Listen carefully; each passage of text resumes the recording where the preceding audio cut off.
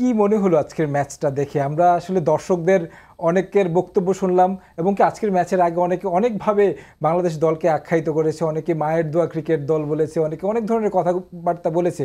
এই ধরনের প্রেশার মানে মাঠের বাইরের প্রেশারের পরে একটা মানে রিলিফ উইন দলের জন্য কতটা গুরুত্বপূর্ণ এবং কি দরকার ছিল? অবশ্যই উইনটা খুবই দরকার ছিল। আসলে ধরেন ইউএস এর সাথে সিরিজ হারার পরে অনেকে অনেক কথা বলেছে যে না এই টিমটা দিয়ে আসলে ওয়ার্ল্ড কাপে কেমন পারফরমেন্স করবে।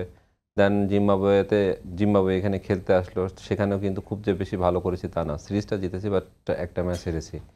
বাট আমার কাছে মনে হয়েছে যে আজকে যে ম্যাচটা হয়েছে মানে এত কথার পরেও কিন্তু গত 2 দিন ধরে ট্রেনিং হচ্ছে না, হচ্ছে প্লেয়াররা মাঠে গিয়ে অনুশীলন করছে না, সবাই সব ধরনের কথাবার্তা বলেছে। বাট ম্যাচটা খুবই দরকার ছিল উইন করার। আদারওয়াইজ যদি আজকে হেরে যেতাম তাহলে কিন্তু মানে সমালোচনা তো হতোই, আরও অনেক কিছু হতে পারতো হয়তো বা, বাট ম্যাচটা দরকার ছিল যে উইন করা।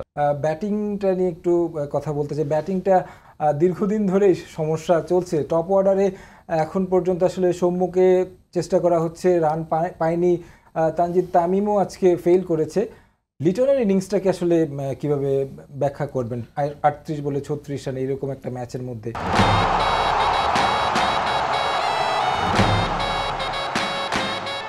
না অবভিয়াসলি লিটন বলেন, হৃদয়, রিয়াত এই তিনজনের কথা না বললে নয়। যে কোনো উপর থেকে কোনো রান আসছিল না, স্পেশালি 1 2 3 4 না 4 যদি তাওহিদ হৃদয় প্রতিদিনই কিন্তু কম বেশি কিছু না কিছু করে 1 2 3 4 আর্লি আমরা প্যাভিলিয়নে চলে যাচ্ছিল।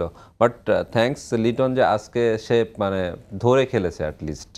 উইকেটটা যে ইজি এতদিন ধরে দিয়ে আসছিল, আমার কাছে মনে হয় সে ফাইট করেছে এই উইকেটের ভিতরে, না এই উইকেটে কীভাবে ব্যাটিং করতে হয় স্ট্রাগল করে করে ব্যাটিং করেছে। আমার কাছে এই ধরনের ক্রিকেট এই উইকেটের জন্য খুবই দরকার।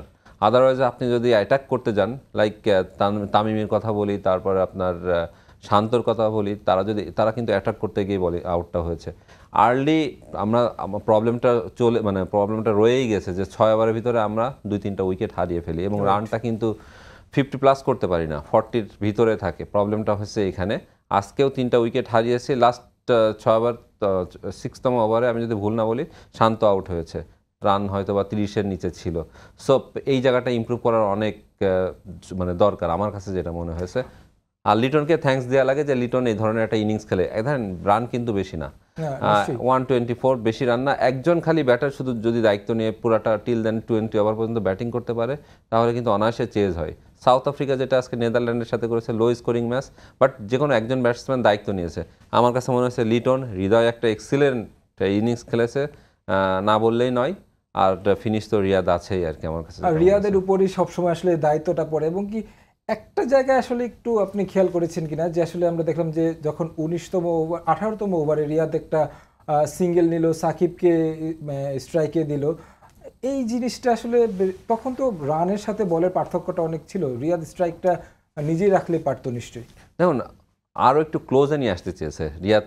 তখন যদি 8 নাম্বার উইকেট কিংবা 9 নাম্বার উইকেট থাকতো তখন কিন্তু স্ট্রাইকটা দিত না অন্য কাউকে। রিয়াদ চেয়েছে সাকিব ক্যান ব্যাট।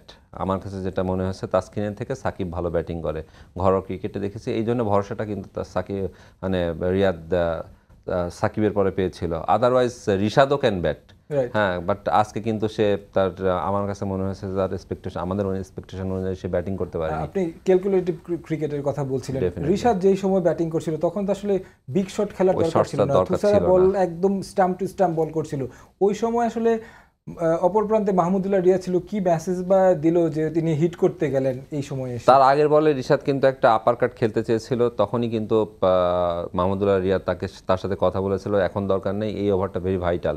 সেই ওভারে সে কিন্তু উইকেটটা গিফট করে। এইগুলো ছোট ছোট মেসেজ অপোনেন্ট মানে নন স্ট্রাইকার ব্যাটসম্যান যে দেয় সেটা যদি কাজে না লাগে, তখন এক্সিকিউশন করে যদি না করে আদার ব্যাটার, তাহলে আমরা তো বিপদে পড়বই। সেই কাজটা হয়েছে। রিয়াদ প্রতিদিনই আসলে অ্যাজ এ ফিনিশার হিসাবে দেখতে পাচ্ছি, ভবিষ্যতেও হয়তো বা রিয়াদকে দেখতে পাবো। আচ্ছা, শেষ জায়গায় রিশাদ যাওয়ার পরে তাসকিনের উইকেটও হারাতে হলো।